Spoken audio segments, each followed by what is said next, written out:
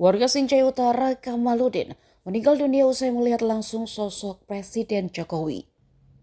Jokowi sebelumnya melakukan kunjungan kerja di Kabupaten Sinjai, Sulawesi Selatan pada Kamis 4 Juli 2024. Korban bersama dua anaknya sengaja menunggu kedatangan Jokowi di Rumah Sakit Umum Daerah Sinjai demi bisa melihat langsung orang nomor satu di Indonesia itu.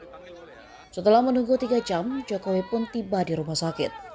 Menurut keterangan anak Kamaludin, ia dan ayahnya senang akhirnya bisa melihat Jokowi dari dekat.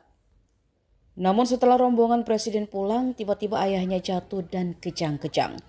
Kamaludin kehilangan kesadaran sehingga langsung dilarikan ke IGD. Kamaludin sempat diberikan tindakan resusitasi jantung paru di IGD. Namun hal itu tidak bisa menyelamatkan nyawanya. Kepala Bidang Pelayanan Rumah Sakit Umum Daerah Dr. Fatmawati mengatakan almarhum alami henti jantung saat dibawa ke IGD. Soal riwayat penyakit, kata Dr. Fatma tidak diketahui disebabkan tidak ada riwayat berobat di rumah sakit tersebut. Sampai saat ini, rumah sakit masih belum mengetahui penyebab kematiannya.